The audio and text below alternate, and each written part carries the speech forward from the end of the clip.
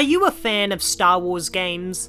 If you're like me, you've probably noticed that single-player options have been few and far between, but when we do get the chance to play them, it's like a trip down memory lane. It's almost as if they're reliving the glory days of the franchise, just like the movies and TV shows have done in recent years, don't you agree? But there's one Star Wars icon in particular that seems to be appearing in too many things recently. Someone whose appearance should be savoured and only used in the most extreme of moments, like he is in Jedi Survivor. Vader has been a bit too prevalent in the franchise lately. Even in series where his appearance is justified, like Kenobi, they really milk him for all he's worth. It's disheartening to see Disney wringing out one of, scratch that, the most iconic character of all time. Fallen Order was one such appearance, where he's carelessly tacked on at the end just to give an ooh moment. I even remembered getting spoiled at this moment because EA put him in the ads for Fallen Order post-release, using him solely for his face alone, not because he was actually needed in the story. My biggest fear going into Jedi Survivor was that Vader was going to be the final boss again in another play at cheap nostalgia, but no.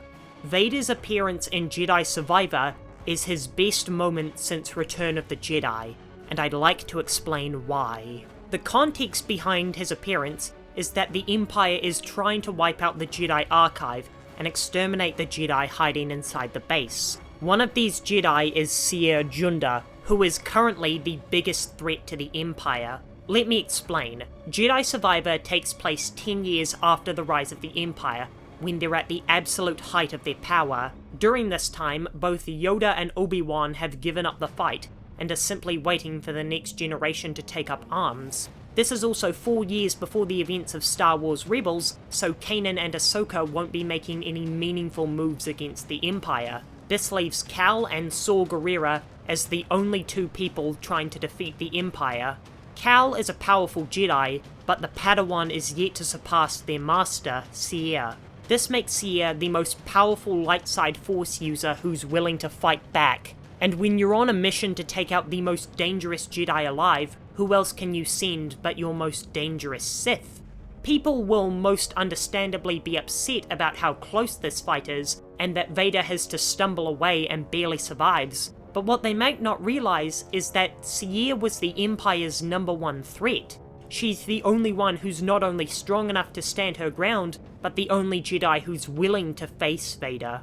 She's the only Jedi at this point in the series to have let go of her fear, and this is why she can stand on equal footing with a threat that looms so far above her. This is what justifies Vader's appearance, but it isn't enough. You need to have an exceptional scene if you want to do this legendary character justice. How does Jedi Survivor do this? By having the entire level encapsulate everything about the Empire and what it stands for.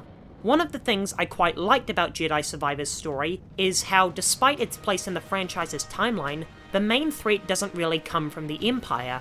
As such, there are several points in the game where the thought of the Empire fades into the background to deal with more immediate but ultimately lesser threats. But the Siege of Jeddah rectifies that, showing once and for all the genuinely terrifying power of the Empire. And it's the specific location they're attacking that really captures the essence of what the Empire is all about, the Jedi Archive and a refuge for worshippers of the Force.